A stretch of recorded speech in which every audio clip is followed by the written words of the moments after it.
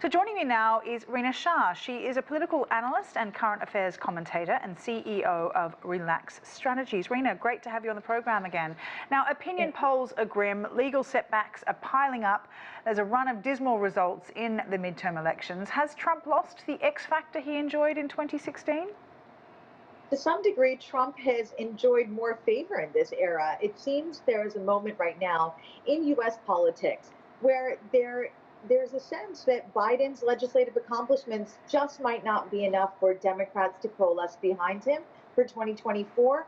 And there's no heir apparent on the GOP side. So that leads me to believe that the former president, no matter what he's got the deck stacked against him, he could enjoy more favor as we lead up to the primaries that will predict 2024's presidential election.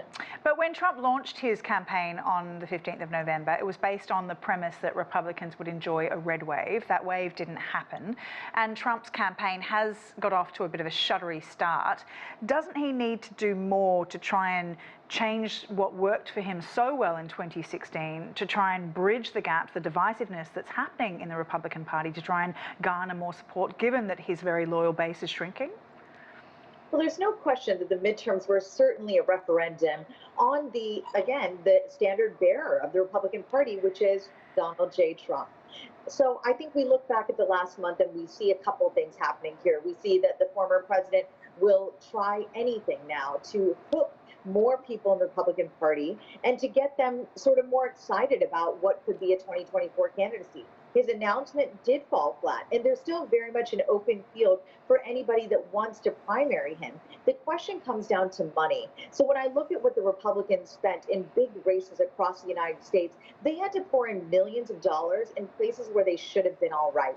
That is an indicator that the Republican Party itself is suffering from a crisis of confidence from its very own voters. That is really tough to come up against as, again, Republicans want to knock Democrats out of the White House from 2024 and also out of leadership in the Senate as well. But Trump has always had a very strong focus on his own gains himself. There is a level of narcissism that has worked for him. And is there the idea that perhaps that is no longer working, that perhaps people are losing faith that he's thinking about the American people? He's got legal headache after legal headache. His business was this week found guilty on all 17 counts of tax fraud. Is that not going to damage his campaign?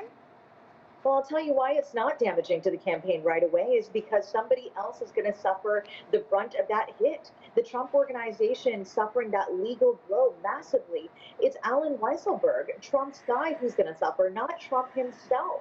So this is, again, another scenario in which this president is saved. And it seems like he's, again, Don who's made of Teflon.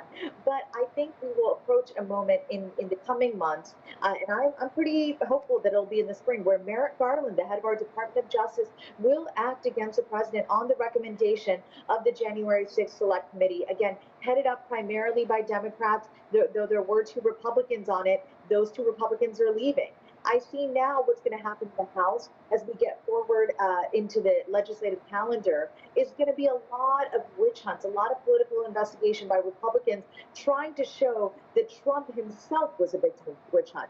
But I think above all this, the major takeaway should be that it's Joe Biden who has the pressure to continue performing well no matter what the Republicans do or say.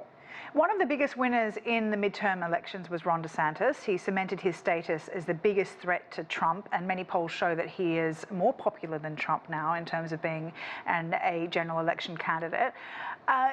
Does the division of these 2 very strong, very popular candidates competing in a primary further divide the GOP? You know, do Republicans need to be concerned that not only do we have the rise of Ron DeSantis, but we also have a very strong Donald Trump that could also eat away at the popularity of DeSantis, because you've got 2 strong personalities competing for a very similar movement in a way, but then the old Republican Party is still sort of falling by the wayside. How can a party survive such strong divisions? That's a very fair question, but I don't think the party is as divided as it sometimes seems, especially not in the aftermath of these midterms. You're still seeing a lot of people gravitate towards the Make America Great Again movement because they feel that Democrats haven't done enough to alleviate some of the concerns and the problems that they're feeling every day. Now, no doubt about it, the gas prices that situation has fixed itself. We are not seeing the pain at the pump that we saw at the top of the year. But it's a price of food and daily commodities that had still not sunk to a point where the average American can feel like their life is much, much better. So though the Biden administration has had many legislative accomplishments, you ask today's Republican, they're still sort of feeling like they want some era of Republican policies. They're not as turned off by the Trump administration as one would see. So where's the entry for Ron DeSantis? I think he's got to mount a really strong ground game and field operation in order to knock Trump off in the early primaries. Okay, really great to get your insight. Thanks very much for that. Rina Shah there, political analyst and current affairs commentator. Thank you.